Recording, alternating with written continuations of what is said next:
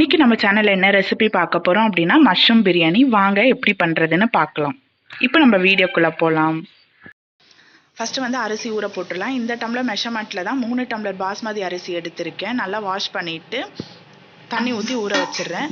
1 tumbler அரிசிக்கு 1.5 tumbler தண்ணி எடுத்தீங்க அப்படின்னா அரிசி வந்து நல்லா உதிரி உதிரியாக வரும்.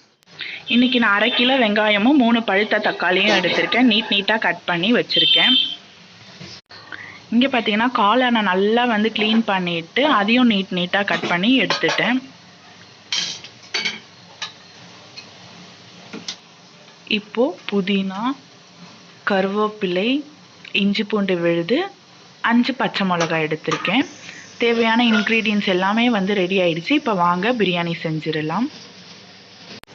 இப்போ ஸ்டவ்வை பற்ற வச்சுட்டு நம்ம குக்கரையும் அடுப்பில் வச்சிடலாம். குக்கர் நல்லா சூடான பிறகு 5 டேபிள் ஸ்பூன் வந்து ஆயில் எடுத்துக்கலாம். பிரியாணிக்கு வந்து ஆயில் கொஞ்சம் நிறையவே தேவைப்படும். நீங்கள் இதில் வந்து 2 டேபிள் ஸ்பூன் நெய்யும் ஆட் பண்ணிக்கலாம். எண்ணெய் நல்லா சூடான பிறகு நம்ம மசாலா பொருளை ஆட் பண்ணிடலாம். பட்டை, கிராம்பு, பிரிஞ்சி இலை, சோம்பு எல்லாத்தையும் ஆட் பண்ணிக்கலாம். அது நல்லா பொரிஞ்ச உடனே புதினாவையும் ஆட் பண்ணிக்கலாம். புதினா ஆட் பண்ணிவிட்டு நல்லா எண்ணெயில் வந்து ஃப்ரை பண்ணிடலாம். இப்போ வந்து பச்சை மிளகாயும் நான் ஆட் பண்ணிக்கிறேன். 2 டேபிள் ஸ்பூன் வந்து இஞ்சி பூண்டு விழுது அதையும் சேர்த்துட்டு நல்லா வந்து எண்ணெயில் வதக்கிக்கோங்க.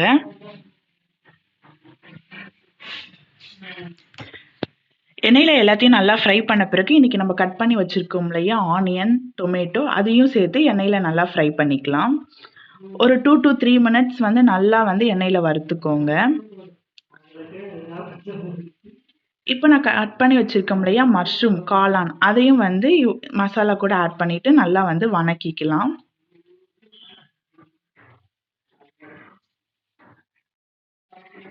நல்லா எல்லாமே வணக்கிட்ட பிறகு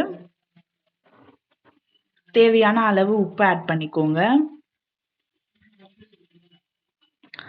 2 டேபிள் ஸ்பூன் வந்து காஷ்மீரி சில்லி பவுடர்,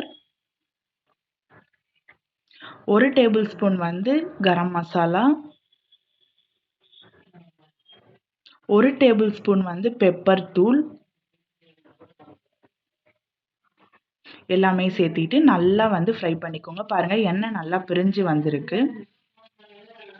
இந்த ஸ்டேஜில் வந்து நம்ம ஊற வச்சுருக்கோம் இல்லையா பாஸ்மதி அரிசி, அதையும் ஆட் பண்ணிவிட்டு எண்ணெயிலையும் மசாலையிலையும் சேர்த்து நல்லா வந்து வணக்கிக்கலாம்.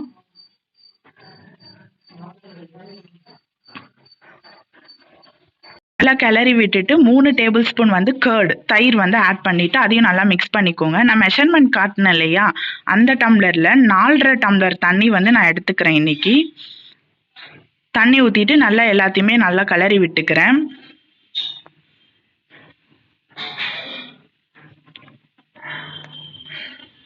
நல்லா கிளறி விட்டுட்டு நம்ம புதினாவை வந்து நல்லா குட்டி குட்டியாக கட் பண்ணி அதையும் ஆட் பண்ணிக்கலாம்.